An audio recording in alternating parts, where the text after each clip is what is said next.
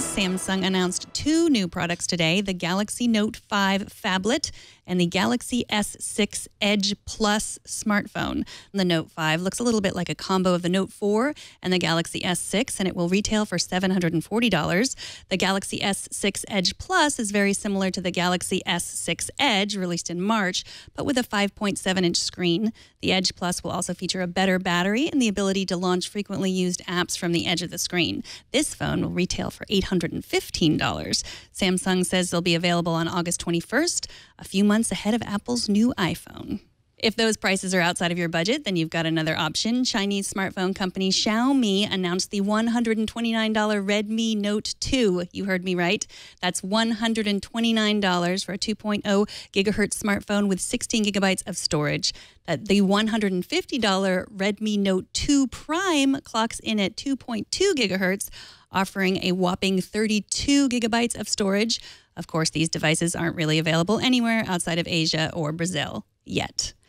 Back in May, we told you about a Harvard student who created a Chrome extension that used your location information that Facebook makes available to friends to create a creepy spying tool. Before Aaron Khanna created the application, he intended to show users how to protect their privacy with it. He was eagerly preparing for an internship at Facebook, but almost immediately after he pointed out the privacy flaw in Messenger, his internship at Facebook was canceled. Khanna told Boston.com that Facebook gave him several different reasons for uninviting him into the internship program. First, they said it was because he scraped data from the site, which he says he didn't do because the data he used was data from his messages. Then they said that the post on Medium he wrote about the app didn't meet Facebook's ethical standards.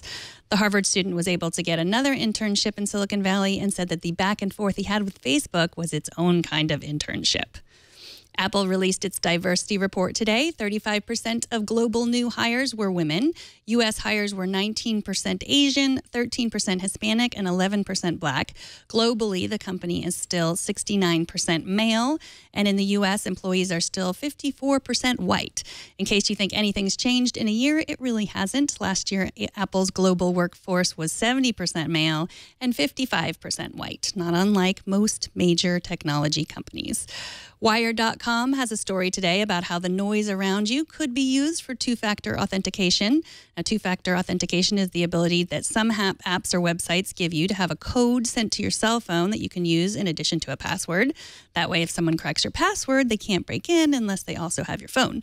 The problem with two-factor authentication is that we as humans are generally very, very lazy. Wired.com says scientists are working on ways to make this kind of added security easier on us. Researchers in Zurich, Switzerland have created a way to verify the proximity of your two devices by comparing the ambient noise recorded by their microphones. That way you don't have to waste valuable time entering those verification codes.